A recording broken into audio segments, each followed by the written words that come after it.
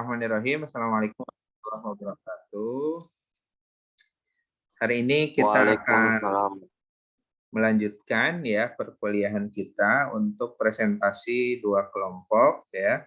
Supaya minggu depan sudah tinggal melaksanakan ujian, termasuk nanti akan Bapak review laporan hasil risetnya ya supaya nanti bisa diperbaiki dulu sebelum dinilai ya. Mungkin Bapak nilai dulu nanti hasil perbaikannya seperti apa ya, nanti nilainya akan ditambahkan ya, dibagi 2. Misalkan awalnya 80, setelah diperbaiki 85, nanti akan dibagi 2 ya. Nah, jadi silakan sebagus mungkin, seilmiah mungkin ya. Kan laporan penelitian riset ya, bukan karangan. Jadi datanya ya sesuai yang kita peroleh dari lapangan ya. Bapak persilakan kelompok Rizky dulu atau kelompok Ade dulu yang presentasi.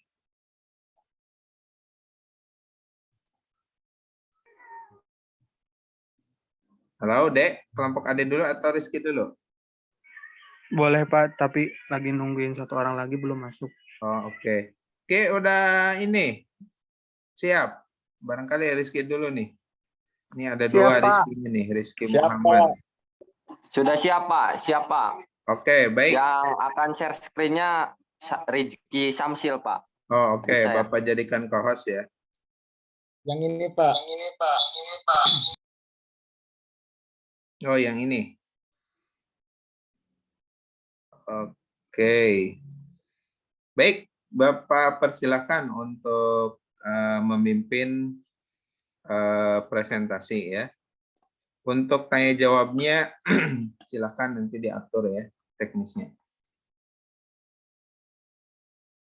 Baik, Pak.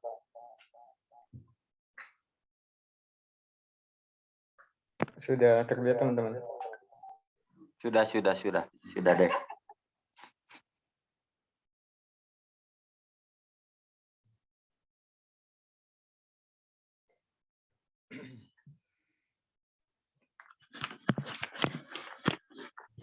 Bismillahirrahmanirrahim.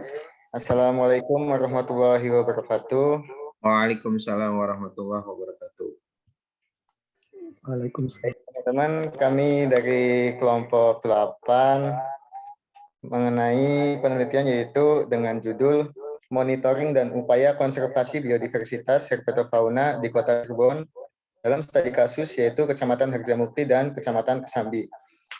Nah, di sini terdapat anggota kelompok yaitu saya sendiri Muhammad Rizky Samsil Ardi dan ada Muhammad Rizky Rahmatullah, ada Nur Syahid, serta ada Saputra Dewantara. Untuk pemateri pertama yaitu saya sendiri, Rizky Samsil Ardi.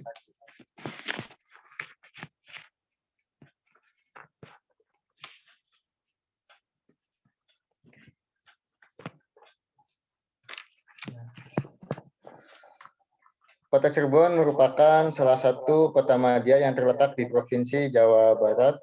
Kota ini terletak di pantai utara Jawa dan berbatasan langsung dengan Provinsi Jawa Tengah.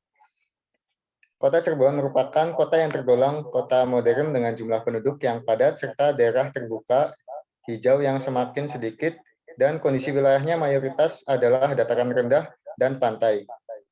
Sehingga suhu udara di Kota Cirebon tergolong panas. Kecamatan Kesambi dan Kecamatan Harjamukti merupakan kecamatan yang terletak di Kota Cirebon sebagian selatan dan barat.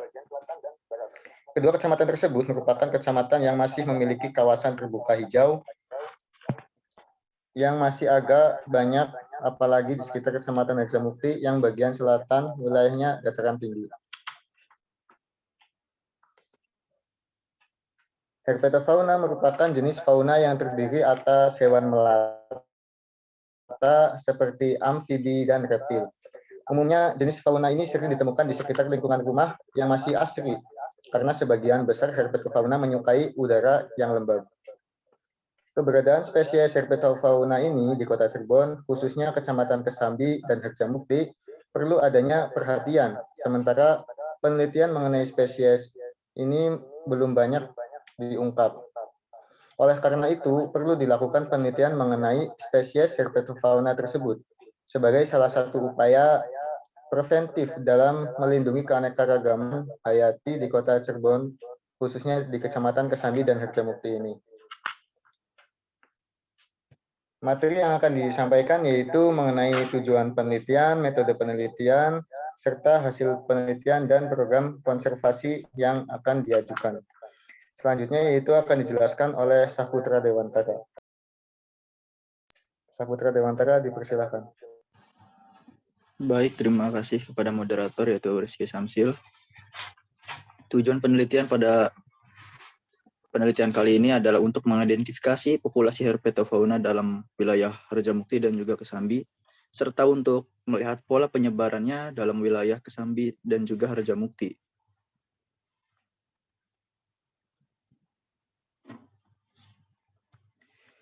Lalu pada metode penelitian yang dipakai, yang digunakan adalah yang pertama lokasi dan waktu penelitiannya. Lokasinya ini dilakukan di Kota Cirebon dengan mengambil 2 sampel di Kecamatan Kesambi dan juga Harjamukti. Bahan dan alat yang digunakan yaitu handphone, sarung tangan, masker, dan juga alat tulis. Dan jenis data yang dikumpulkan adalah data mengenai jumlah spesies herpetofauna yang ditemukan di wilayah tersebut. Metode penelitiannya, metode pengumpulan data yang digunakan adalah metode observasi dengan melakukan kegiatan observasi di 2 kecamatan wilayah di Kota Cirebon, yaitu Kecamatan Kesambi dan Harjamukti, serta studi literatur mengenai keadaan wilayah yang akan diteliti. Dan metode analisis data yang digunakannya adalah data kuantitatif, yaitu dengan menghitung jumlah spesies herpetofauna yang ditemukan di lokasi penelitian.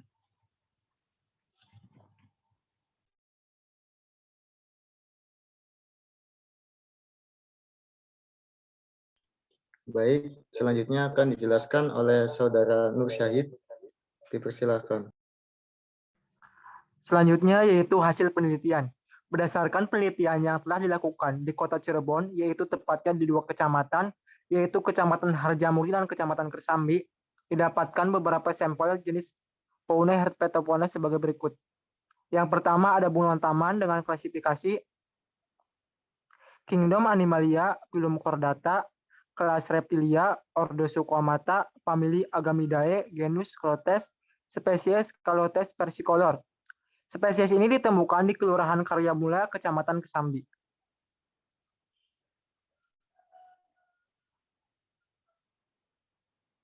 Lanjut, Cil.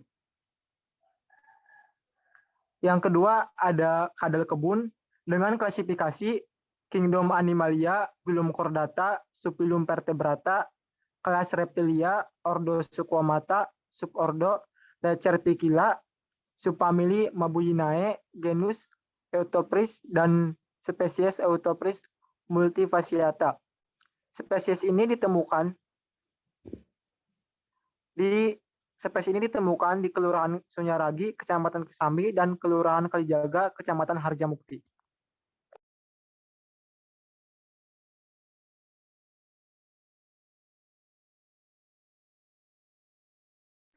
Baik, selanjutnya akan dijelaskan oleh Saudara Muhammad Rizky Rahmatullah. Saudara Rizky Rahmatullah, dipersilakan. Baik, untuk hasil penelitian selanjutnya yaitu ada katak sawah.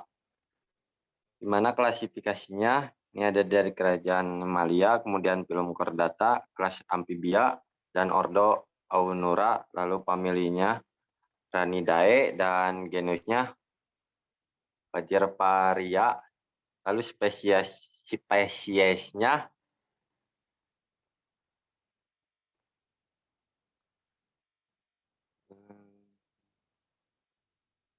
ditemukan di Kelurahan Karyamulya dan Sunyaragi, Kecamatan Kesambi, serta Kelurahan Kalijaga, Kecamatan Harjamukti. Lalu hasil penelitian selanjutnya ini adalah yang ditemukan pada saat kerangsong, di mana sebagian tambahan data serta bahan perbandingan kami juga mengadakan penelitian di wilayah objek wisata mangrove Karangsong Indramayu, dan didapatkan data Di antaranya yang pertama ada ikan glodok, lalu ada juga biawak mangrove. Nah, lanjut. Nah, berdasarkan data hasil penelitian yang didapatkan, dilihat bahwa keanekaragaman fauna biodiversitas di wilayah Kota Cirebon, terutama wilayah Kecamatan Harjamukti dan Kecamatan Kesambi mulai menipis. Hal ini dikarenakan semakin berkurangnya lahan terbuka hijau yang tersedia sehingga menyebabkan hilangnya habitat hewan tersebut. Jika dibandingkan dengan habitat alam yang masih terjaga, seperti yang terdapat di mangrove Karangsong, masih banyak hewan-hewan yang hidup secara alami, dikarenakan lingkungan hidup mereka masih terjaga.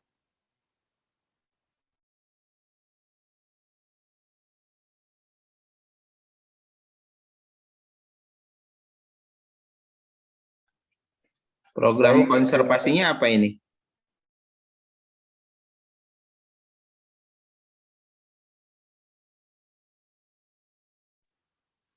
Boleh diulangi, Pak, pertanyaannya, Pak? Program konservasinya apa yang ditawarkan? Program untuk konservasinya.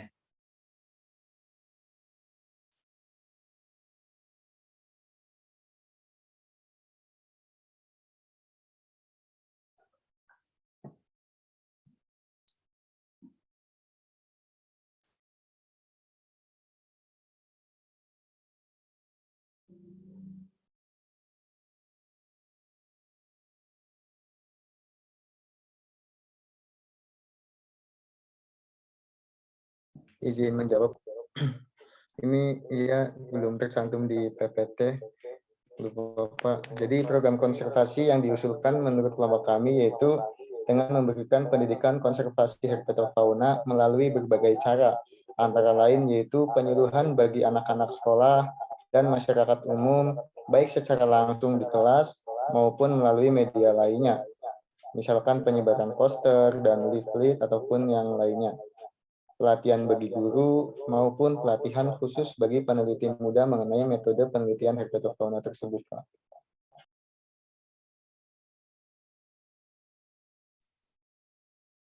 Ya, silakan dilanjut diskusi ya, barangkali tanya jawab. Baik, Pak, terima kasih. Baik, teman-teman, kami buka sesi pertanyaan. Barangkali emang ada yang mengganjal untuk ditanyakan, dipersilahkan.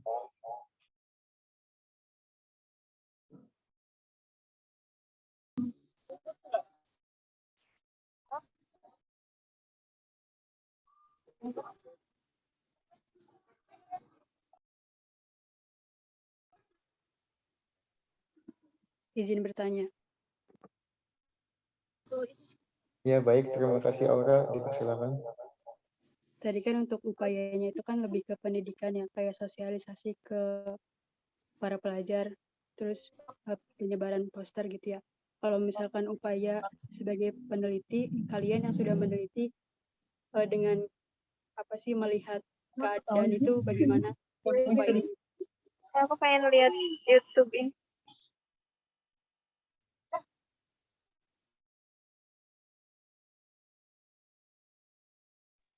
Pertanyaannya bisa diulangi, Aura. Mengenai upaya yang tadi dikatakan itu kan lebih ke pendidikan kayak sosialisasi, penyebaran poster kayak gitu kan. Kalau misalkan sebagai peneliti nih kalian yang udah mengamati terus udah tahu lebih apa sih kayak kekurangannya tuh di mana, kenapa hewan-hewannya tuh pada sedikit gitu. Apa upaya untuk apa ya? Menurut kalian upayanya tuh bagaimana? Selain itu. Baik, dari pertanyaan Aura yaitu mengenai upaya bagaimana lebih ke pencegahan herpetofauna tersebut ya. Iya. Oke. Bagaimana teman-teman pemateri? Apakah pertanyaan langsung dijawab atau didiskusikan terlebih dahulu?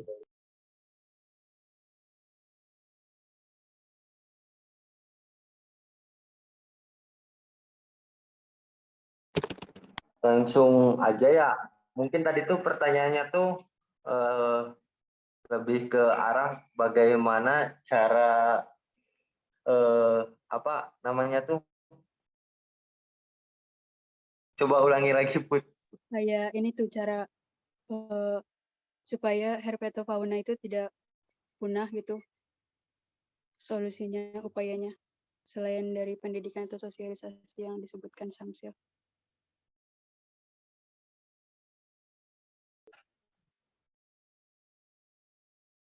Ya, jadi pertanyaan itu upaya lebih ke pencegahan herpetofauna tersebut agar tidak punah, bagaimana?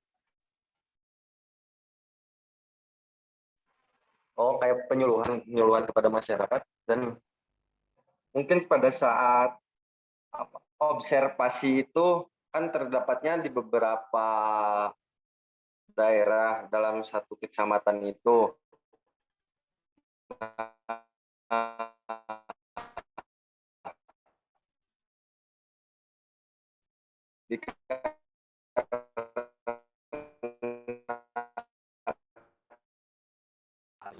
Di sana juga kita melakukan apa namanya tuh koordinasi gitu tuh, koordinasi perihal perawatan lingkungan, lalu juga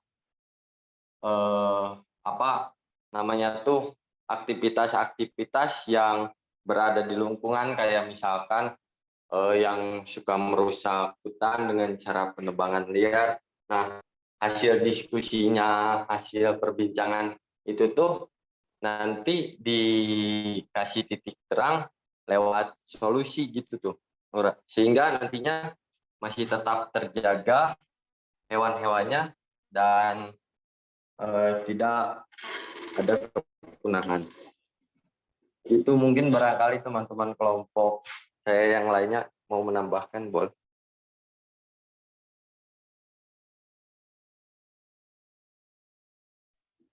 Ya, begitu Aura jawaban dari Muhammad Rizky Rahmatullah. Mungkin dari teman-teman pemateri yang lain ada yang ingin menambahkan?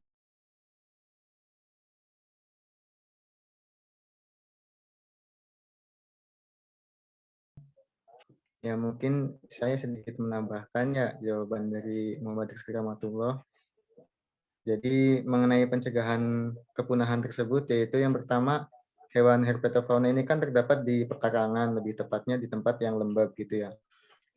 Jadi pekarangan tersebut tuh alangkah baiknya, kadang kan di situ kadang ada yang hak milik, ada yang tidak gitu ya. Dalam pekarangan tersebut tuh lebih baiknya, walaupun emang bukan hak milik, tetap dijaga keasriannya gitu. Kadang ada pekarangan tersebut kan ada yang tiba-tiba membuang sampah sembarangan gitu.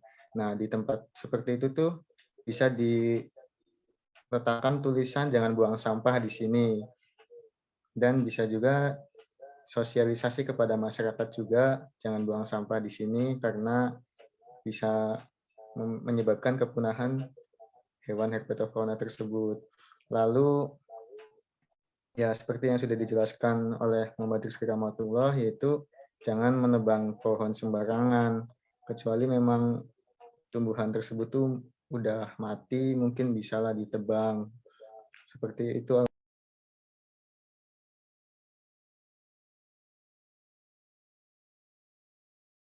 Aura, apakah jawabannya bisa diterima? Aura?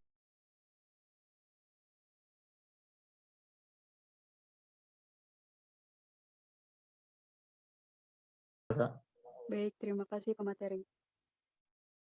Alhamdulillah. Teman-teman barangkali emang ada pertanyaan yang lain, dipersilahkan. Izin bertanya. Ya, disilakan. Mohon maaf sebelumnya kalau materi ini udah sempat disampaikan ya, soalnya tadi trouble sinyal. Nah, herpetofauna ini kan gabungan dari reptil sama amfibi ya. Nah, kalau reptil sama amfibi kan masing-masing punya karakteristik yang berbeda. Nah, kenapa digabungin jadi herpetofauna ini dalam konteks pertimbangannya tuh apa? Ada kelompok herpetofauna tuh kan berarti satu kelompok kan ada kesamaan atau ada fungsi yang sama gitu. Nah, berdasarkan apa pengelompokan ini jadi satu gitu?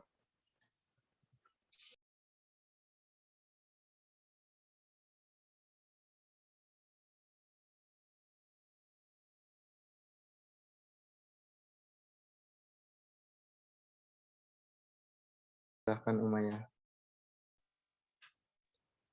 Halo Iya, Umaya, kedengaran atau diulang lagi? apakah tadi bisa diterus? Nggak kedengaran.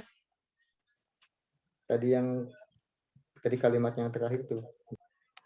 Kan dari reptil sama amfibi sendiri kan punya karakteristik yang berbeda, makanya mereka dipisahin dalam dua kelompok. Nah, kenapa di Herpetofauna ini mereka jadi satu kelompok gitu? Berdasarkan apanya?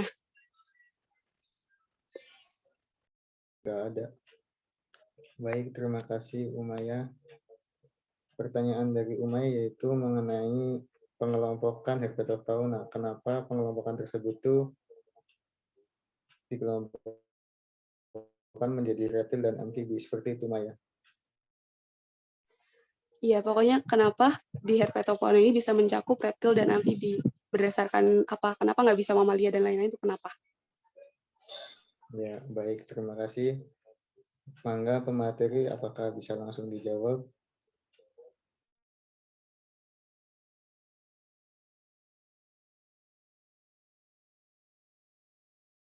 Izin menjawab ya sedikit. Berdasarkan pengertiannya sendiri, herpetofauna kan berasal dari kata herpet dan fauna ya. Herpet berarti berkaki 4. Di sini cangkupannya kenapa reptil dan amfibi, karena di sini cangkupannya bukan hanya berkaki 4, tapi merupakan hewan berdarah dingin dan juga hewan melata. Jadi kenapa cangkupannya itu hanya sebatas amfibi dan reptil itu karena mereka amfibi dan reptil itu sama-sama memiliki ciri yang ada pada pengertian Herpetofauna itu sendiri, yaitu hewan yang memiliki kaki 4, melata, serta berdarah dingin. Mungkin dari saya segitu.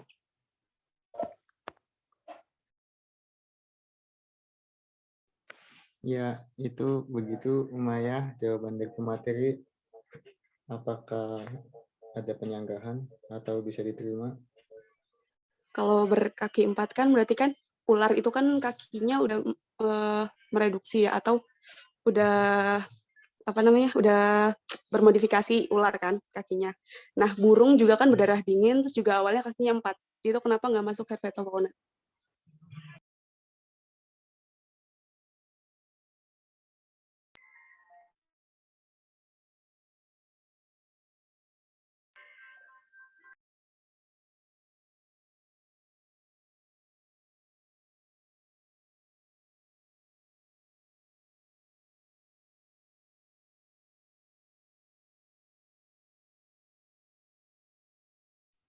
Silakan bisa dijawab enggak? Tadi sebetulnya sudah hampir kejawab ya. Herpetofauna itu kan sebetulnya reptil dan amfibi itu dua kelas yang berbeda gitu ya. Nah, tetapi di sini disatukan karena tadi betul ya. Pertama dari segi karakteristik itu memiliki karakteristik yang mirip. Misalkan apa? Berdarah dingin ya. Kemudian tetrapod. Tetrapod itu memiliki 4 kaki ya. Jadi memiliki 4 kaki. Nah, kenapa tadi misalkan kajiannya biasanya disatukan? Itu karena salah satunya antara habitat antara amfibi dan reptil itu biasanya juga habitatnya bersinggungan ya. Misalkan katak ya. Katak itu biasanya di rawa, di air gitu ya. Kemudian katak itu kan makanannya ular. Maaf, kebalik ya. Ular itu makanannya katak ya. Nah, jadi biasanya hidupnya juga bersinggungan ya. Habitatnya bersinggungan. Kalau kenapa tadi burung, ular juga enggak apa tadi ya, burung ya kalau nggak salah ya. Oke, silakan dijawab dulu nanti Bapak jelaskan lah ya. Tapi udah betul tadi dua alasannya. Pertama, berdarah dingin ya, sama-sama berdarah dingin. Kemudian tetrapod ya memiliki 4 kaki ya. Kemudian habitatnya bersinggungan ya. Habitatnya hampir sama lah ya. Nah, itu ya.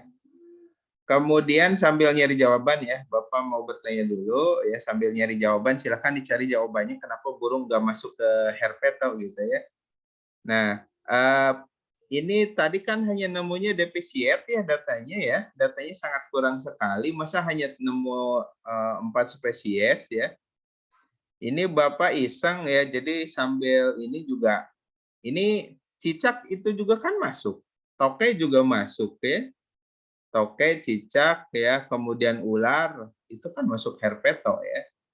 Nah, tapi datanya hanya nemu kadal ya, kemudian bunglon ya. Bapak aja nemu banyak itu bunglon. Coba cek di ini di Inaturalis ya. Itu bunglon itu bunglon taman ya. Colates versicolor ya. Itu banyak sekali. Apalagi sekarang musim hujan ini gampang nyarinya ya. Nah, yang ingin Bapak tanya pertama, kenapa data yang diperoleh hanya sedikit? Padahal cakupannya 1 kecamatan tadi ya, 2 kecamatan bahkan ya. Yang kedua itu berapa jumlah ininya ya, jumlah individunya. Misalkan tadi katak, berapa jumlah individu yang ditemukan. Kemudian apalagi tadi itu kadal ya, mau buaya ya. Kemudian kan ada rana ya, ada bupo. Kalau rana itu kan katak, kalau bupo itu kan yang gede itu apa tuh, bangkong itu ya, bangkong budug ya. Nah, itu juga belum ada ya tadi ya. Silakan ya sambil nyari jawaban yang tadi ya. Mungkin bisa ditanggapi kelompok ini cakupannya sangat luas tapi datanya defisiat gitu ya. Nah, jadi nanti silakan kelompok yang memang datanya defisiat atau datanya kurang, cek di Inaturalis ya. Kalau kelompok ini sebetulnya di Inaturalis itu ada amfibi reptil kita. Itu datanya udah 13.000 loh ya. Banyak sekali, ada 13.000 data. Tinggal bagaimana cara mengolahnya. Kan kelompok ini HCSP ya. Jadi selain memanfaatkan data yang dapat dari lapangan, ketika data defisiat, ya silakan mencari dari data online yang kita peroleh dari Inaturalis khususnya ya. Di amfibi reptil kita itu ada 13.000 data. Ya. Tinggal mau diapain itu data. Ya. Justru terlalu banyak itu 13.000 data itu. Ya. Berbagai jenis katak ya. Cuma karena tadi di spesifikan wilayah, nah jadi nanti yang diambilnya itu wilayah yang masuk kriteria saja ya. Misalkan tadi wilayahnya kecamatan apa gitu. Nanti cari di Inaturalis yang memang ada orang publikasi data misalkan herpeto di wilayah tersebut. Itu bisa dipakai ya untuk menambah data kita. Misalkan ada spesies lain lagi, kadalangit misalkan ya, itu masih banyak ditemukan. Kemudian cicak terbang ya, cicak terbang itu Bapak juga nemu ya, cekibar ya, cekibar atau cicak terbang atau kata orang Sunda itu hap-hap ya. Hap-hap, tahu nggak hap-hap? Tahu nggak hap-hap? Tahu? Ada yang tahu nggak hap-hap? Ada yang tahu hap-hap enggak? Cicak terbang. Lupa. Tahu ya. Nah, itu juga kan herpeto ya. Itu masih banyak ya, masih bisa kita jumpai di wilayah kita gitu ya. Nah, jadi kalau bisa ini datanya defisiat sekali, hanya sedikit, jadi ditambah mungkin masih ada waktu lah 1 minggu untuk observasi wilayah lagi ya. Menambahkan data karena masa hanya ditemukan 4, Bapak yang sendiri aja observasi bisa nemu lebih dari segitu gitu ya. Apalagi ini yang berempat ya. Bapak kemarin itu nemu hap-hap ya. Kemudian londok itu ada hampir 9 atau 10 ya. Kemudian cicak rumah, toke ya. Kemudian apa, kadalangit. Kadalangit itu kadal ya. Kadal yang buntutnya itu, ekornya itu panjang sekali gitu ya, kecil dan suka di pohon. Nah, disebutnya kalau di daerah Bapak itu kadalangit gitu ya. Karena kalau kadal biasa itu kan di tanah, kalau ini di pohon ya, di pohon-pohon ya, sukanya di dedaunan. Kemudian kadal banyak sekali gitu ya. Nah, jadi kalau misalkan berempat, kalau satu orang bisa menghasilkan 10 data saja berarti harusnya ada 40 data gitu ya. Kalau misalkan satu orang 15 berarti dikali 4 itu berapa gitu ya, udah 60 data gitu ya. Nah, setidaknya itulah ya. Jadi datanya tidak defisit. Karena kalau data defisit seperti ini nanti pasti kalau kita akan coba publishkan ke jurnal pasti ditolak ya. Nah, datanya sangat kurang. Maksudnya satu kecamatan hanya 4 spesies ya. Apalagi 2 kecamatan gitu ya. Tuh ya. Kemudian yang kelompok kemarin Bapak lupa itu belum Bapak komentari ya. Ada yang menyajikan terkait ini ya. Alat bahan. Kalau tidak salah kelompoknya Aura ya. Itu di bahan itu nasi untuk observasi. Itu nggak usah ya. Yang dimaksud bahan di situ adalah bahan yang kita gunakan selama kita melakukan riset ya. Jadi nanti kalau bahan-bahannya misalkan kita makan ya, aqua, minum, snack itu nggak usah dimasukkan ke situ. Kelompok Aura kalau nggak salah kemarin itu, kalau nggak salah pas presentasi itu ada nasi apa gitu ya.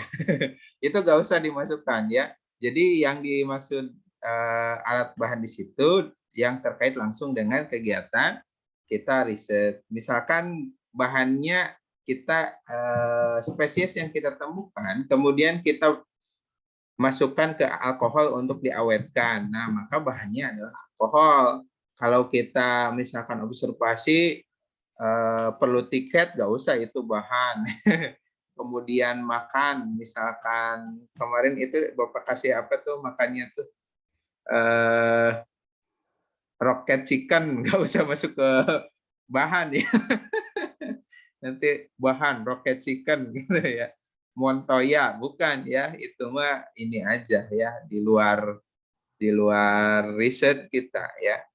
Kelompok ini ya, Aura ada nggak ini? Kelompok Aura kalau nggak salah kemarin tuh ya. Nah, itu nggak usah nanti ya di laporan ya.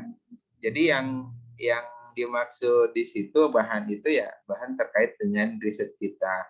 Misalkan alkohol untuk mengawetkan spesimen, misalkan ya itu bahan ya. Kemudian etanol atau kloropom untuk membius, misalkan, nah, itu bahan. Kalau memang tidak ada bahan yang dipakai, semuanya alat, ya sebutkan alatnya saja, gitu ya. Nah, kalau misalkan memang ada, ya itu ada ya. Kemudian kemarin juga Bapak lupa mengomentari satu kelompok itu, kelompok siapa ya? Bapak lupa ya, masih kelompok Aura kayaknya ya. Suhu pH 677 ya. Nggak ada pH 677 itu ya. pH itu kan 0 sampai 14 ya.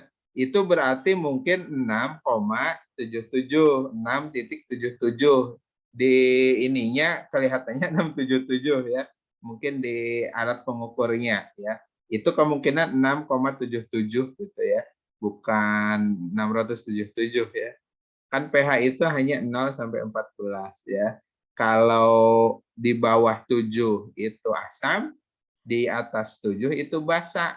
Kalau di 7 itu netral gitu ya. Nah, ini pelajaran kimia ya. Jadi kalau 677 juga ada ya. Kemungkinan itu 6,77 ya atau 6,7 ya. Mungkin salah lihat di termometer digitalnya salah lihat di angka. Kayaknya 6,7 atau 6,77 ya. Bukan 677. Kemarin Bapak lupa belum sempat dikomentari ya. Nah, jadi itu ya sebagai tambahan untuk kelompok yang kemarin dan yang hari ini. Jadi kelompok Rizky datanya ini defisit ya. Jadi silahkan ditambahkan karena kalau kita uploadkan ke jurnal pasti di reject. Ya masa satu kecamatan nemu 4 itu tidak logis sekali gitu ya. Bagaimana metode penelitiannya gitu ya bisa sampai hanya satu kecamatan hanya nemu 4 gitu ya. Kalau hanya satu RT bisa jadi, satu kawasan bisa jadi, misalkan kawasan taman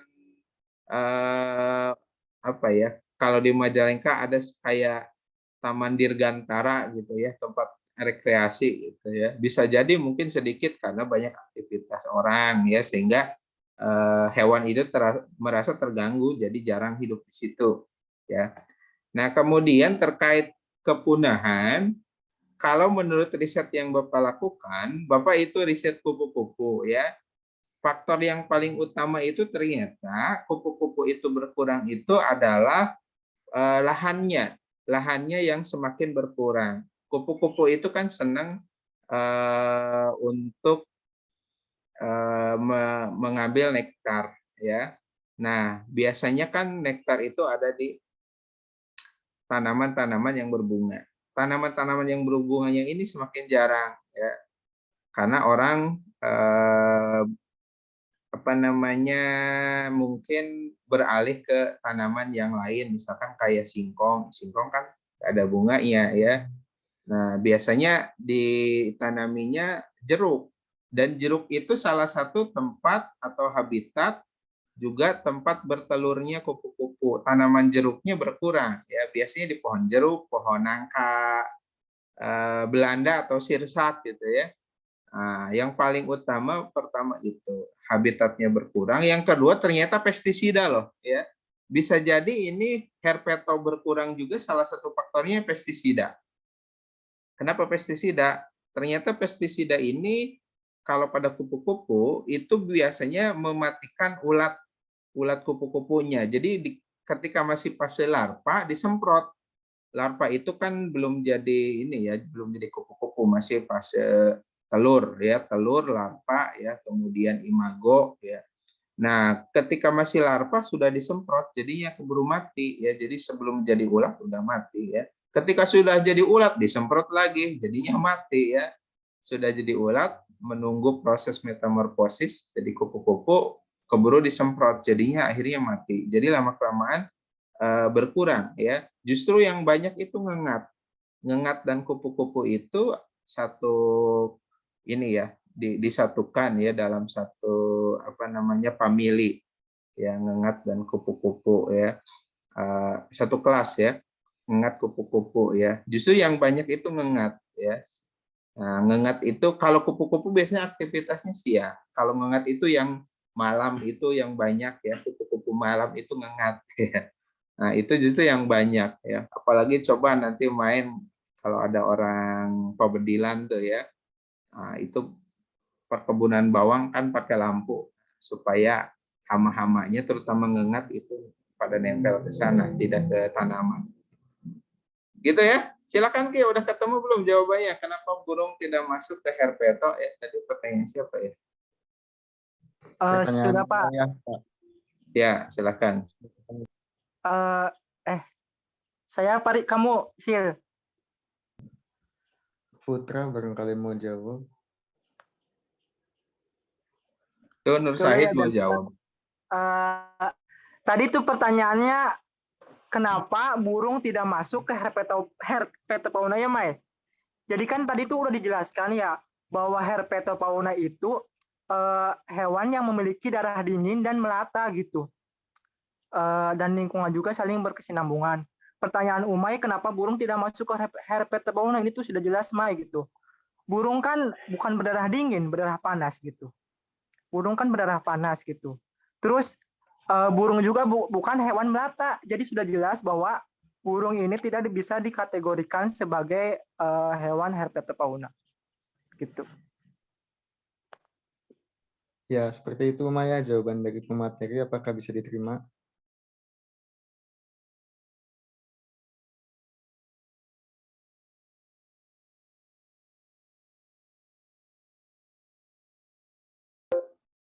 Umaynya kemana Umay? Oke ya. Itu Ki dapat kadalnya berapa Ki?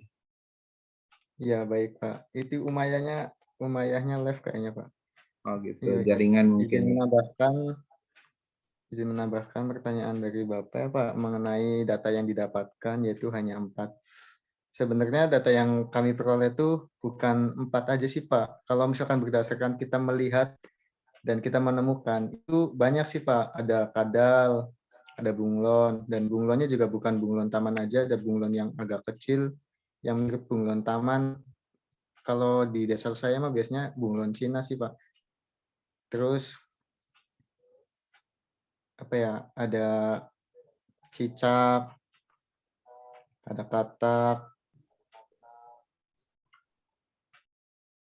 Nah, kalau menemukan tuh hanya seperti itu sih Pak. Ular kami belum menemukan. Memang soalnya posisi kaminya pas sedang mencari ataupun sedang observasi itu posisinya siang Pak.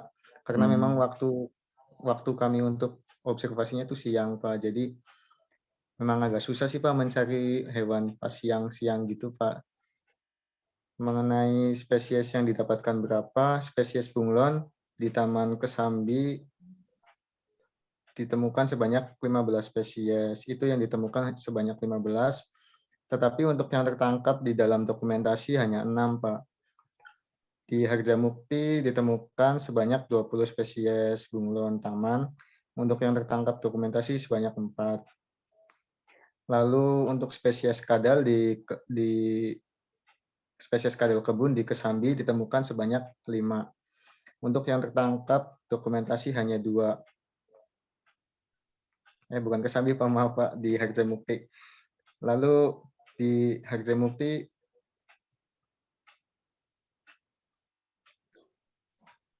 ditemukan sebanyak 2. Untuk yang kadal kebun, untuk yang tertangkap dokumentasi sebanyak 1. Bisa saya ulangi Pak. Jadi untuk spesies bunglon di Taman Kesambi ditemukan sebanyak 15 dan yang tertangkap dokumentasinya hanya 6. Spesies bunglon yang ditemukan di Harjamukti sebanyak 20, yang tertangkap dokumentasi hanya 4. Spesies kadal kebun di Kesambi ditemukan sebanyak 5, yang tertangkap dokumentasi hanya 2. Spesies kadal kebun yang di Harjamukti ditemukan sebanyak 2, yang tertangkap dokumentasi hanya 1. Lalu untuk katak sendiri yang ada di PPT ditemukan kalau nggak salah sih ya, yang ditemukan itu sebanyak 4, lalu yang tertangkap dokumentasi itu hanya 1 Pak. Yaitu biawak itu ditemukan hanya 1 spesies saja. Oke ya, jadi Ikan glodok juga yang ditemukan banyak waktu di Karangsong, namun yang tertangkap hanya beberapa dan hasil yang didapatkan dokumentasi itu hanya 1 yang bagusnya Pak. Jadi ya, yang diupload hanya 1. ya nggak apa-apa ya. Jadi kalau misalkan bisa ke fotonya 1 nggak apa-apa ya, tapi nanti jumlahnya misalkan katak menemukan 15 misalkan. 15 individu ya, bukan spesies. Nanti kalau spesies nanti ada katak pohon, ada katak Papua, ada katak Kalimantan, itu spesies. Itu individu mungkin ya. 15 individu ya. Nanti katak juga kan ada bancet, ada katak, ada bangkong, itu beda ya. Nah, itu individu namanya. Kalau jumlah ada 15 ya. Katak pohon misalkan 15 individu ya, bukan 15 spesies, karena nanti kalau spesies banyak lagi tuh ya, berapa individunya. Nah, jadi nggak apa-apa ya yang ditemukan segitu. Memang untuk hewan ini Bapak sendiri melakukan observasi itu agak sulit fotonya ya. Memang harus punya DSLR, kamera DSLR. Kalau pakai HP baru mau dipoto didekatkan udah keburu kabur gitu ya. Kalau DSLR jarak sekian meter kita bisa fokuskan kameranya tanpa mengganggu kataknya, tanpa mengganggu spesiesnya, hewannya ya, itu bisa dipoto ya. Tapi setidaknya nanti mungkin bisa ditambahkan lagi ya. Nah, ini itu di blok apa aja ini Ki, observasinya? Baik Pak, untuk di daerah Kesambi sendiri yaitu di daerah Mejasem dan sekitarnya Pak. Lalu Berarti untuk nanti di studi kasus ya. Harjamukti sendiri. Ya, nanti di judul studi kasus. Iya, Ya. Pak. Berarti nanti Jadi misalkan untuk di kecamatan ini studi kasus di blok A, B, C, D misalkan gitu ya. Supaya datanya memang dapatnya sedikit karena kita studi kasusnya hanya di blok tertentu gitu ya. Baik ya, oke lah ya. Berarti nanti tinggal kalau masih sempat ditambahkan lagi ya, karena masih defisit ya, kurang datanya. Dan boleh menggunakan ini ya. Jadi kelompok HCSP ini keuntungannya bisa dapat data langsung, bisa memanfaatkan data yang ada di iNaturalis. Cuma sesuaikan dengan cakupan kita ya. Kemarin yang penelitian tentang Gingiber officinale ya, golongannya jahe-jahean ya. Itu misalkan ada yang ngupload di wilayah yang sesuai dengan penelitian kita, bisa aja kita masukkan ya. Nah, cuma memang individunya kita tidak ketahui berapa individu, itu hanya saja datanya misalkan ada tambahan jahe merah, misalkan ditemukan di wilayah sesuai dengan wilayah riset kita. Boleh kita masukkan, berarti ada tambahan jahe merah. Cuma individunya berapa, kita tidak bisa mengetahui karena hanya berdasarkan data yang ada di iNaturalis. Berapa sih individunya gitu ya. Hanya tahu ada spesies itu ya, ada spesies jahe merah misalkan ya di wilayah tempat riset kita, cuma belum masuk dalam data kita gitu ya. Baik, silakan kalau masih ada pertanyaan ke kelompok Rizky, kalau tidak ada kita lanjut ke kelompok berikutnya ya. Umayya belum masuk lagi ya? Oke ya, tadi sudah jelas ya menurut Bapak, jadi memang burung itu berdarah panas. Kemudian tadi salah satu karakteristiknya ya, tadi sudah Bapak jelaskan di awal juga ya, terkait dengan ciri-cirinya yang hampir sama antara amfibi dengan reptil, walaupun beda pengklasifikasiannya ya. Amfibi ya, kelasnya kelas amfibi, kelas reptil ya. Cuma di sini ada beberapa persinggungan, ada beberapa karakteristik yang mirip sehingga para ilmuwan banyak yang melakukan pengelompokan ya untuk kegiatan-kegiatan riset itu dengan nama herpeto ya, herpeto fauna amfibi dan reptil ya, walaupun memang beda ya. Habitatnya terutama juga biasanya saling bersinggungan ya, misalkan tadi antara katak dengan ular ya, kemudian apalagi ya yang berdekatan lah gitu ya, kadal misalkan ya, dengan apalagi ular misalkan dan sejenisnya. Silakan, ada pertanyaan lagi untuk kelompok Rizky? Baik, kalau tidak ada, kita kasih aplaus untuk kelompok Rizky ya. Kasih aplaus untuk kelompok Rizky, terima kasih ya. Silakan untuk kelompok Rizky ditutup saja ya, nanti ke kelompok yang lain. Baik, Pak. Baik, terima kasih atas partisipasi dan perhatiannya. Kurang lebihnya mohon maaf. Wassalamualaikum warahmatullahi wabarakatuh. Waalaikumsalam warahmatullahi wabarakatuh. Next, kelompoknya siapa nih? Ade ya?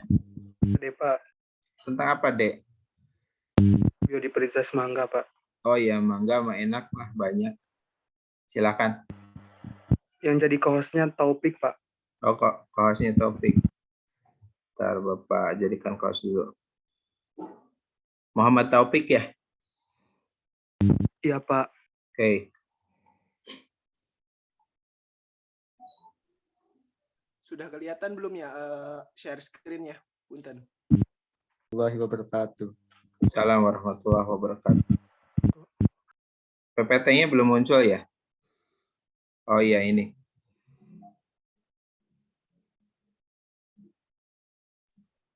Baik. Bismillahirrahmanirrahim. Assalamualaikum warahmatullahi wabarakatuh.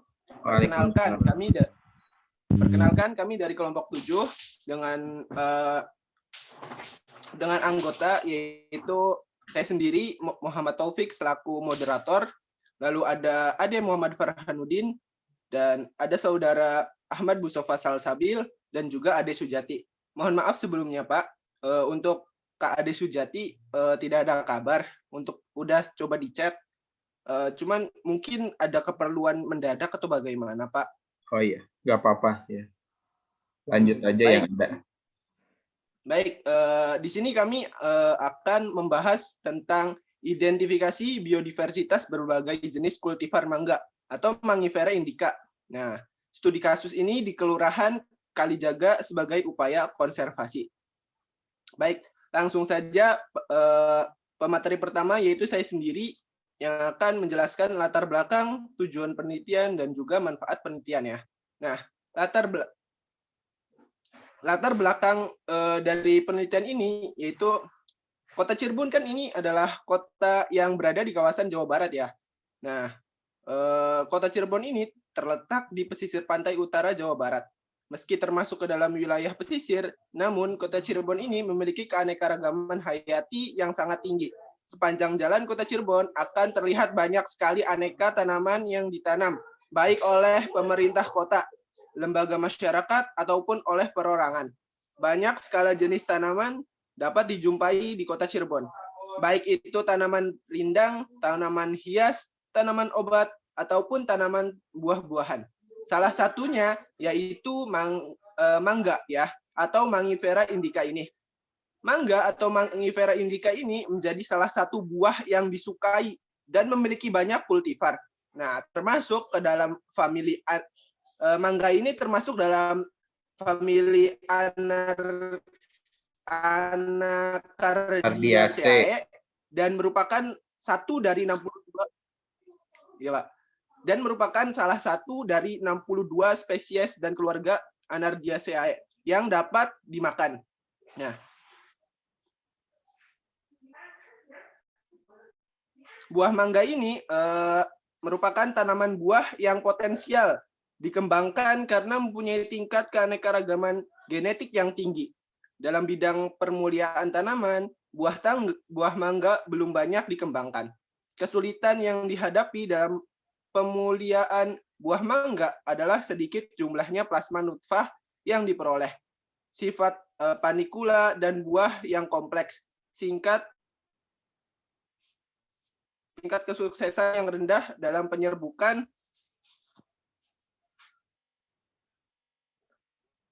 Di Indonesia sendiri, kultivar mangga jenis arumanis dan gedong gincu merupakan kultivar yang paling banyak diminati karena aromanya yang harum serta rasanya yang manis. Mangga arumanis ini memiliki daging buah yang halus, pulen, dan sangat manis. Selain itu, arumanis itu juga memiliki serat yang halus, kadar air yang sedang, aroma harum, dan warna daging buah kuning hingga jingga. Standar mutu yang dimiliki oleh mangga arumanis itu dapat memenuhi standar mutu konsumen internasional. Maka tak heran jika kultivar mangga jenis arumanis itu banyak dijumpai dalam bentuk buah di pasaran ataupun ditanam di rumah. Atas latar belakang itulah penelitian ini bertujuan atas latar belakang itulah penelitian ini bertujuan untuk mengidentifikasi kultivar mangga atau Mangifera indica yang dijumpai pada kawasan di Kelurahan Kalijaga, Kecamatan Harjamukti, Kota Cirebon, dan untuk menganalisa kultivar mangga yang paling banyak dijumpai dan paling sedikit dijumpai di kawasan Cirebon.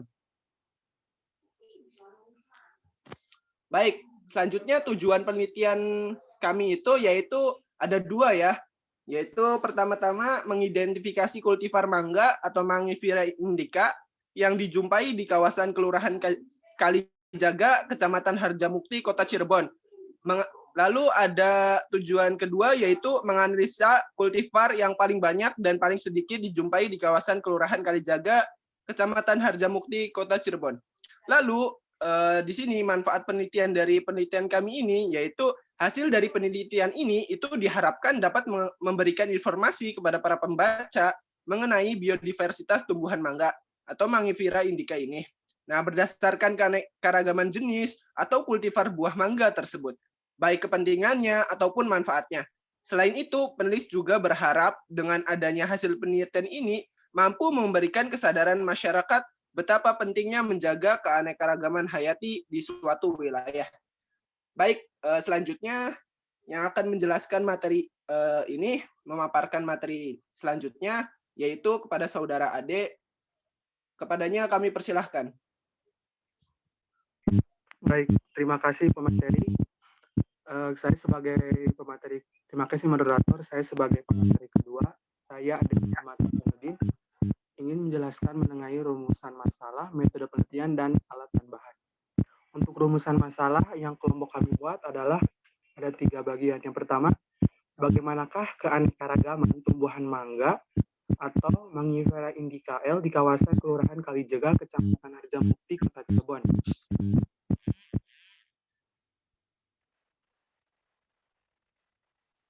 Yang kedua, kultivar tumbuhan mangga apa yang paling banyak dijumpai dan paling jarang dijumpai di kawasan Kelurahan Kalijaga, Kecamatan Harjamukti, Kota Cirebon. Dan yang ketiga, perlukah dilakukan dalam upaya konservasi terhadap suatu kultivar mangga yang jarang dijumpai di kawasan Kelurahan Kalijaga, Kecamatan Harjamukti, Kota Cirebon. Next. Pik. Slide selanjutnya, Pik. Untuk metode penelitiannya, yang pertama untuk waktu dan penelitian. Waktu penelitian dilakukan selama 3 hari, yang terhitung mulai di tanggal 12 sampai 14 Oktober 2021, yang bertepatan di Kelurahan Kalijaga, Kecamatan Harjamukti, Kota Cirebon. Sedangkan untuk teknik pengambilan datanya, kelompok kami dilakukan oleh kelompok kami adalah dengan cara mengidentifikasi jenis tumbuhan mangga atau Mangifera indica L berdasarkan variasi kultivar yang banyak ditemui di wilayah Kelurahan Kalijaga, Kecamatan Harjamukti, Kota Cirebon. Serta observasi ini dilakukan berdasarkan observasi langsung ke pemukiman warga dengan cara menghitung jenis kultivar tumbuhan mangga yang ditemukan, serta menghitung jumlah individu dari keseluruhan jenis kultivar mangga yang ditemukan. Serta melakukan analisis bahwasannya tumbuhan mangga dengan kultivar yang sama yang keberadaannya mulai sulit ditemukan. Artinya, kami juga menemukan beberapa jenis kultivar mangga yang jarang ditemukan. Next, please. Adapun alat dan bahan yang digunakan pada observasi yang kelompok kami lakukan adalah mengenai identifikasi biodiversitas berbagai jenis kultivar mangga, Mangifera indica, studi kasus di Kelurahan Kalijaga sebagai upaya konservasi, berupa alat tulis, kamera, dan spesies tumbuhan mangga itu sendiri. Terima kasih, saya kembalikan ke moderator.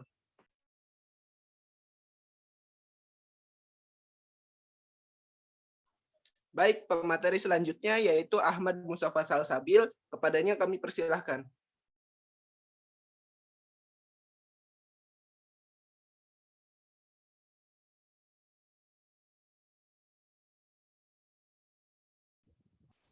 Baik, saya lanjutkan pada moderator. Selanjutnya itu metode pengumpulan data. Metode pengumpulan data dilakukan dengan cara survei lapangan, juga mencari kajian pustaka, dan melakukan identifikasi tiap pohon mangga yang ditemui.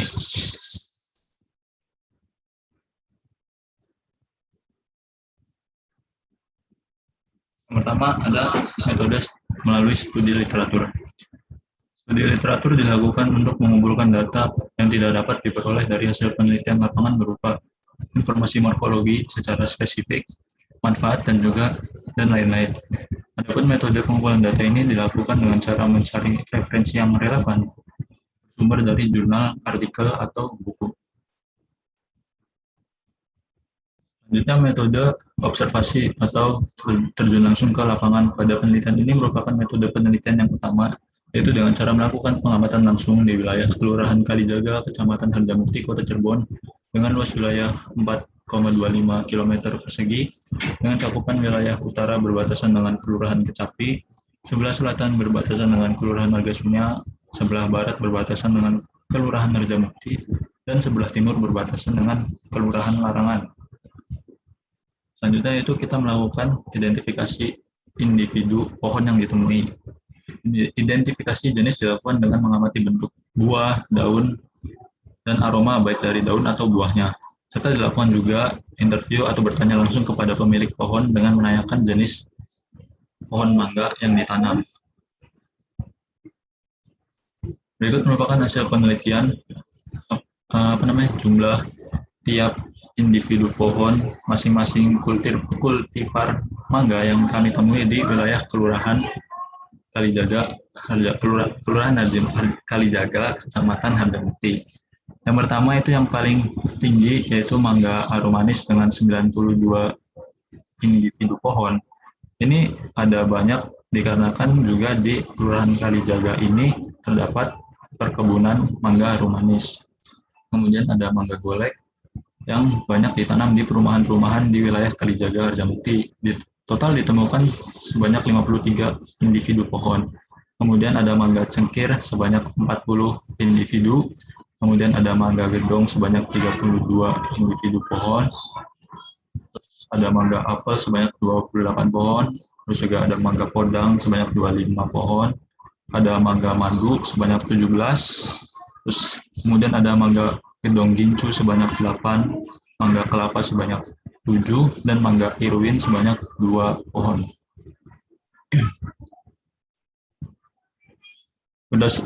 Ini ada upaya konservasi yang kita ajukan, yaitu berdasarkan hasil penelitian yang didapatkan, jumlah individu pohon mangga yang paling jarang dijumpai di wilayah Kelurahan Kalijaga yaitu pohon mangga kultivar mangga irwin dengan hanya ditemukan sebanyak 2 pohon yang ditemukan dalam area penelitian seluas 425 hektar atau 4,25 km persegi. Hal ini tentu sangat disayangkan mengingat mangga irwin juga jarang ditemui di pasaran. Kita bisa melestarikan kultivar mangga irwin dengan melakukan metode konservasi ex situ, yaitu dengan membuat perkebunan kota agar kultivar mangga irwin ini selalu terjaga. Berikut merupakan dokumentasinya. Bisa dilihat ada mangga irwin. Mungkin tidak terlihat mangganya, tapi mangga irwin itu warnanya ungu atau biasa juga disebut orang-orang tuh mangga ungu. Kemudian ada mangga kelapa, sedikit mirip dengan mangga apel, berbulat sempurna, namun mangga kelapa lebih besar. Kemudian ada mangga gedong gincu dan mangga gedong. Ini keduanya sebenarnya sama, namun kita lihat pada pemilik yang memberitahu bahwa itu mangga gedong gincu, itu bisa dilihat bahwa gedong gincu memiliki buah yang hampir bulat sempurna, sedangkan mangga gedong itu pada bagian bawahnya terlihat ada cekungan-cekungan yang berwarna kuning. Kalau ini di zoom. Kemudian ada mangga cengkir, mangga madu. Sebenarnya masih banyak dokumentasi, namun tidak sempat dimasukkan ke PowerPoint. Terima kasih, saya kembalikan ke moderator.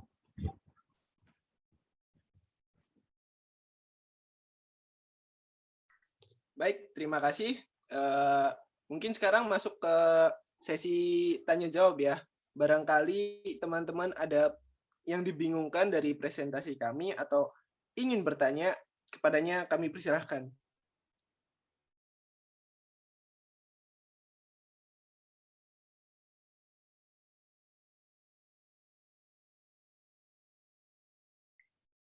Baik, sambil menunggu yang bertanya ya, kelompok AD ya. D untuk tadi yang paling sedikit itu irwin ya? Ya, Pak. Nah, kenapa irwin itu sedikit? Karena irwin itu sebetulnya bukan mangga lokal, itu mangga dari luar. Nggak tahu dari Thailand atau apa ya. Itu mangga luar ya. Ada beberapa mangga luar yang sudah banyak bertebaran di Indonesia. Misalkan Mahathir ya, mangga Mahathir. Kemudian golek India. Nah, itu juga sudah banyak. Golek itu ada 2. Ada golek lokal, ada golek India.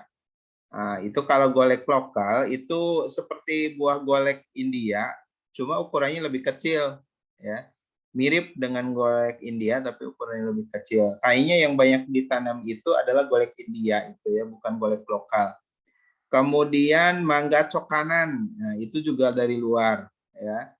Irwin, cokanan, kemudian Mahathir, kemudian Nandokmai. Oh, itu banyak, itu mangga-mangga yang sebetulnya kultivarnya dari luar ya, kemudian masuk ke Indonesia. Nah, irwin ini bukan lokal. Kalau yang kultivar lokalnya itu adalah harum manis. Gedong gincu itu kultivar lokal ya. Nah, justru ini gak nemu ini ya, gak nemu mangga kueni. Nemu kueni enggak? Enggak, Pak. Nah, berarti sudah gak ada tuh yang nanam kueni sama mangga limus. Kalau di Bapak namanya limus ya, bahasa Indonesia itu apa ya? Pakal, mangga pakal ya. Nah, kalau mangga simadu dengan mana lagi itu sama enggak? Karena ada yang nyebutnya simadu, ada yang nyebutnya ini ya. Mana lagi? Lali jiwo.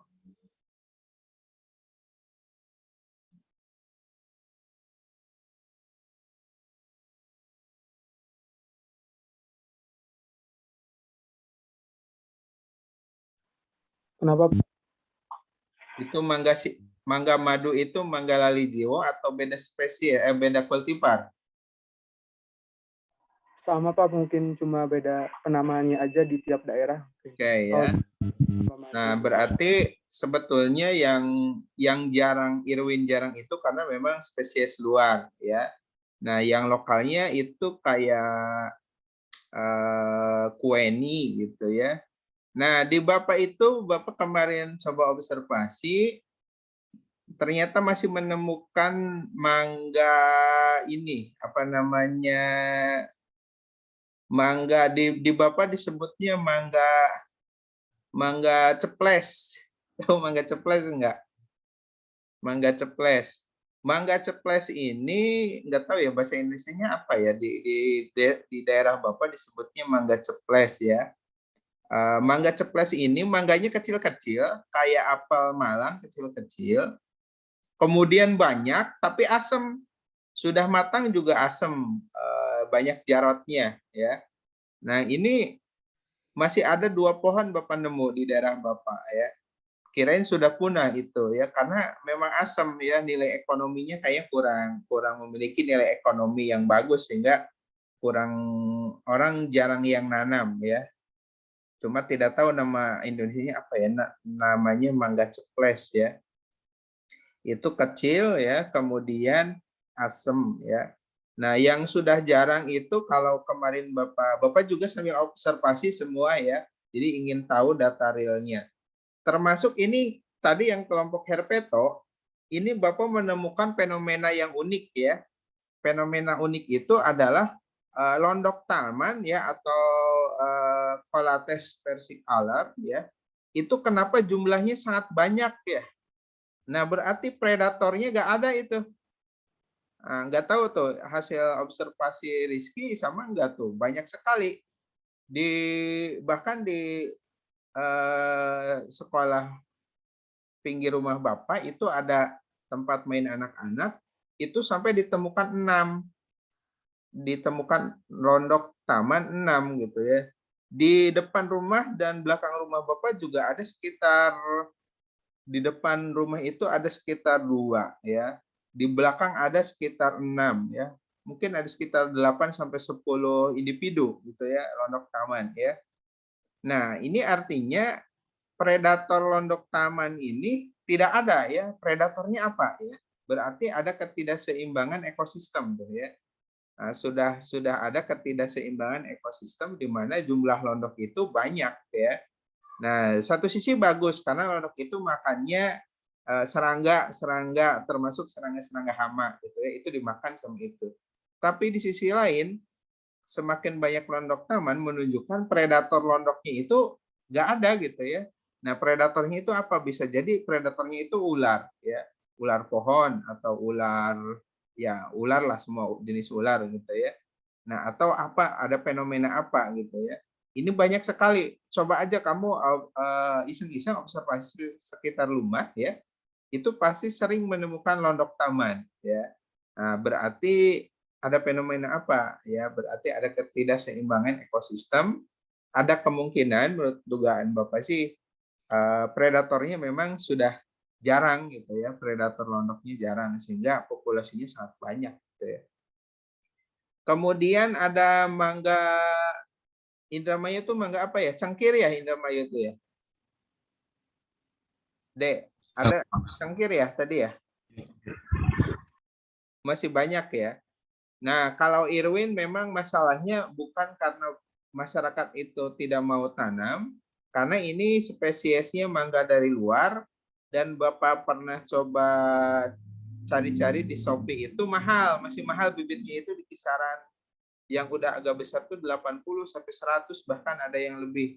Kalau mangga-mangga arum manis 15.000 juga dapat itu ya, 20.000, 25. Harga 60.000, 80.000 itu udah yang tinggi gitu ya, udah di atas 1,5 meter ya. Kalau mangga Irwin itu yang 80.000 juga itu paling di kisaran di bawah ya, paling di kisaran 60 atau 70 cm juga belum kayaknya ya, masih mahal gitu ya, sehingga jarang orang yang menanam ya. Nah, jadi kalau misalkan kita mau mengembangkan mangga Irwin bisa aja, cuma spesiesnya itu dari kultivar lokal, bukan lokal ya, dari luar. Kalau kultivar lokalnya harum manis ya, itu kultivar yang dari lokalnya. Kalau dari program konservasi sebetulnya belum, kalau ini ya belum harus dikonservasi dalam artian di budidaya ya.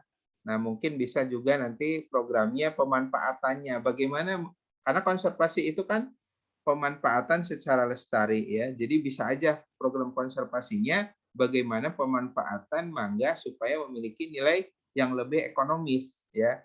Misalkan bijinya dikembangkan menjadi kopi ya. Itu bisa loh, biji mangga jadi kopi ya. Pernah coba belum? Kopi biji mangga ya. Nah, bisa tuh ya dikembangkan jadi kopi ya. Nah, cuma nanti merusak ya. Karena bijinya harusnya tumbuh, ini dijadikan kopi. Bukan konservasi nanti ya. Nah, tapi bisa itu pemanfaatan ya. Nah, kemudian mungkin nanti bisa kalau ada yang tertarik coba riset di tempatnya sendiri ya. Nah, kalau di daerah Bapak yang Bapak lakukan dan menemukan yang sudah jarang itu, kueni sudah jarang, limus ya atau mangga pakal itu sudah tidak menemukan sama sekali ya. Kemudian mangga ceples ya. Memang tidak enak sih, mangganya asam ya. Mangganya kecil-kecil ya. Kemudian asam ya, walaupun sudah matang juga asam ya. Yang mangga kelapa itu kalau masih mentahnya asam enggak, harus matang di pohon ya. Soalnya di belakang rumah Bapak itu ada ya. Bapak foto tuh mirip mangga apel tapi enggak mangga itu, mangga kelapa. Tapi asam sekali itu ya, harus matang di pohon ya. Sudah cobain belum mangga itu kelapa? Gimana? Kalau ya asam Pak rasanya Pak. Berarti benar ya. Juga punya sendiri. Oh gitu ya. Tapi buahnya gede itu bisa sampai kalau di ini ya sampai mungkin ada yang hampir 1 kilo, 1,5 kilo ya, gede-gede. Ya benar Pak, benar. Baik, silakan barangkali ada yang mau ditanyakan ke kelompoknya Ade ya. Sambil nunggu saja Bapak tadi bertanya. Silakan.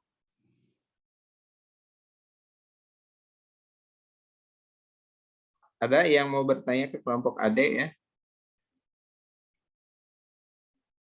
Tentang mangga ya. Nah, barangkali ingin tahu ya, ada gedong itu betul ya tadi ya. Ini Bapak juga karena riset juga mangga, jadi sambil kamu riset, Bapak juga riset. Jadi banyak pengetahuan baru nih ya. Mangga gedong gincu dengan gedong biasa itu bisa dibedakan. Pertama, kalau gedong gincu itu ada seperti gincunya ya, ada kemerah-merahan seperti gincu dan betul tadi ya bulatnya bulat gitu ya, bulat ya. Kalau gedong biasa itu biasanya tidak ada warna merah ya. Ke bawahnya itu tidak membulat tapi agak kayak gepeng-gepeng gitu ya, agak gepeng ya. Jadi biasanya kan bulat ya, ini ke bawahnya ya, meruncing ke bawahnya itu agak gepeng dan kuning ya, tidak kayak gincu ya. Nah, kemudian mangga apel juga ternyata Bapak menemukan itu ada apel yang lokalnya ya. Apel lokalnya itu mirip dengan mangga harum manis. kebetulan di belakang rumah Bapak ada ya. Nah, kalau dari bentuknya itu mirip harum manis ya, tetapi bulat ya kayak mangga apel. Nah, tetapi rasanya kayak mangga apel gitu ya. Jadi kemungkinan itu adalah bisa jadi adalah mangga apel lokal atau bisa jadi itu mangga apel tapi yang F2. Yang F2, filial 2. Berarti bukan F1. Kalau F1 itu keturunannya langsung ya. Kalau ini mungkin sudah cucunya. Tapi ukurannya justru tidak seperti mangga apel ya. Ukurannya justru seperti mangga ini harum manis ya. Nah, jadi apalagi ya yang terkait mangga.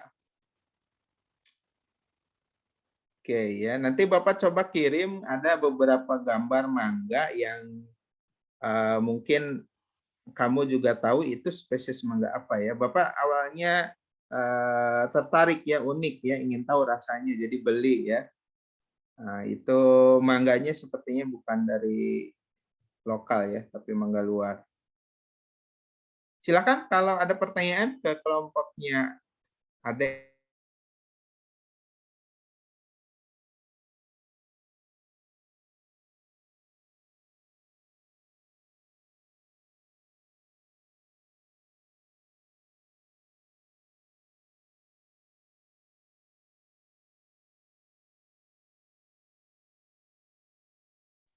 Silakan, ada pertanyaan enggak?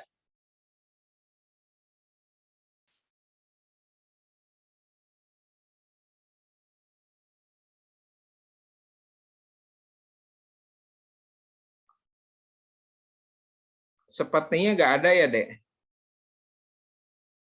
Kalau tidak ada mungkin disimpulkan saja ya. Disimpulkan saja silakan kalau enggak ada. Baik, moderator silakan.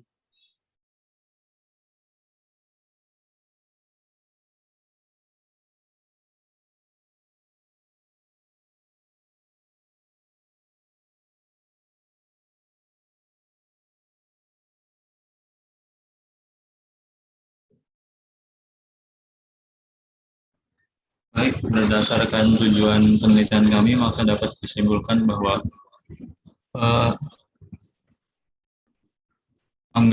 kultivar mangga yang paling banyak dijumpai di Kelurahan Kalijaga, Kecamatan Harjamukti yang paling banyak dijumpai yaitu mangga kultivar mangga harum manis. Sedangkan yang paling jarang yaitu merupakan kultivar bukan non lokal atau kultivar luar yaitu mangga Irwin yang hanya ditemukan sebanyak dua pohon, 2 individu maksudnya. Sedangkan upaya konservasi yang dilakukan sebetulnya tadi berdasarkan diskusi dengan Bapak itu belum perlu dilakukan karena memang itu kultivar non lokal, jadi belum perlu dilakukan.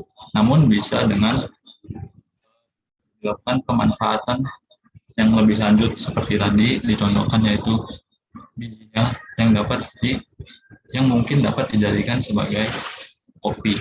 Gitu. Mungkin seperti itu kesimpulannya.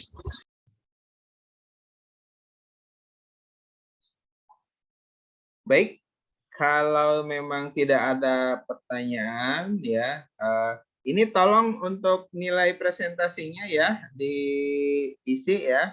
Nanti perwakilan tiap kelompok sudah Bapak share itu penilaian presentasinya, silakan diisi ya. Kalau memang tidak ada pertanyaan lagi, silakan barangkali ada pertanyaan terkait tugas, barangkali ada pertanyaan terkait tugas, kalau tidak ada akan Bapak tutup saja ya. Jadi minggu depan untuk hari Jumat kita ujian ya, silakan pelajari dulu materinya, ada di modul, ada di PPT yang Bapak berikan ya, termasuk keterampilan riset juga ada di pertemuan terakhir ya, yang kita pelatihan penulisan artikel, di situ ada terkait dengan keterampilan riset ya, materi-materi terkait keterampilan riset ya. Silakan, ada pertanyaan? Tidak ada? Pak izin bertanya Pak. Silakan deh. Kan dari Tadi itu datanya kelompok saya itu ada 10 mangga tuh Pak. Ya. Apakah itu termasuk syarat untuk membuat laporan Pak? Kalau memang sudah stok tidak ada lagi, ya berarti hanya menemukan 10 varietas ya atau kultivar, ya sudah saja ya. Tapi kalau misalkan akan ditambah, itu lebih bagus ya, karena Bapak kira itu bisa lebih berkembang, masih banyak yang belum masuk ya, varietas mangganya ya. Termasuk tadi kayak kueni, kemudian mangga pakel, kemudian mangga apa lagi ya? Kayak mangga-mangga luarnya ya, mangga nandokmai, mahathir ya, kemudian cokhanan ya. Itu kayaknya sudah banyak mulai masyarakat yang menanam mangga-mangga yang kultivarnya dari luar ya. Nah, itu barangkali masih ada waktu, silahkan ya. Nah, kalau misalkan ini ya tiap orang sesuai wilayahnya saja ya. Misalkan Ade tinggalnya di mana, ya udah observasinya di situ aja, di blok A misalkan ya. Kemudian Ade Sujatinya tinggal di mana, ya observasinya di situ ya, supaya bisa menambah data ya. Kalau data sebetulnya sudah cukup, cuma memang kultivarnya kalau misalkan masih bisa diobservasi lagi, mungkin bisa ditambah ya, karena setahu Bapak masih banyak kultivar yang di situ belum masuk gitu ya.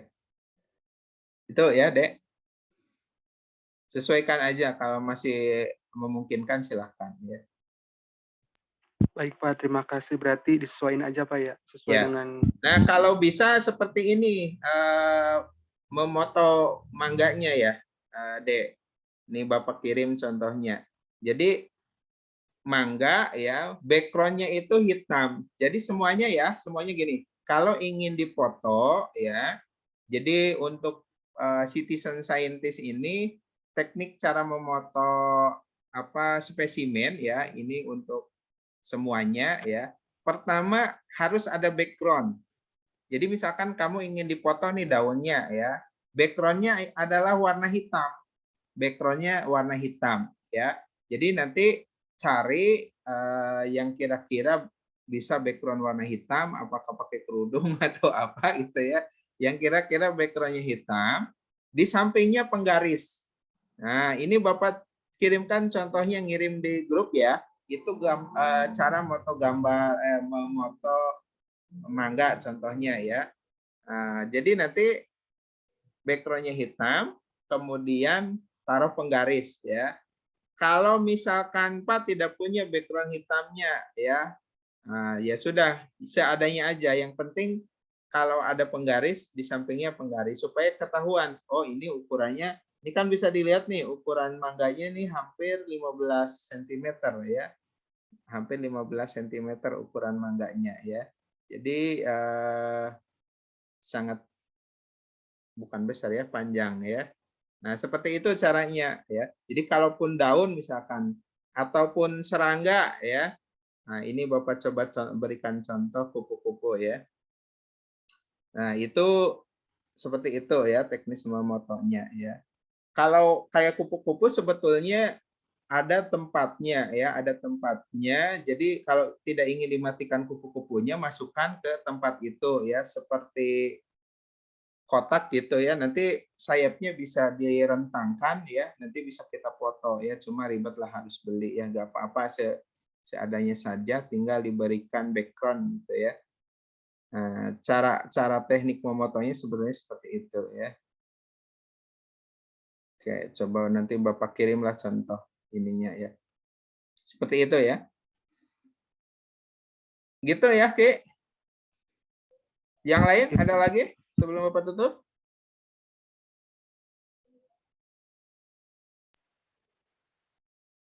Tidak ada? Baik, kalau tidak ada kita tutup saja dengan ucapan hamdalah, alhamdulillahirobbilalamin ya. Terima kasih walaupun hari ini libur masih menyempatkan waktu untuk kita mengikuti perkuliahan. Sekali lagi, billahi taufiq wal hidayah. Wassalamualaikum warahmatullahi wabarakatuh. Waalaikumsalam warahmatullahi wabarakatuh. Terima Oke kasih, ya, Pak. silakan barangkali mau close. Ya.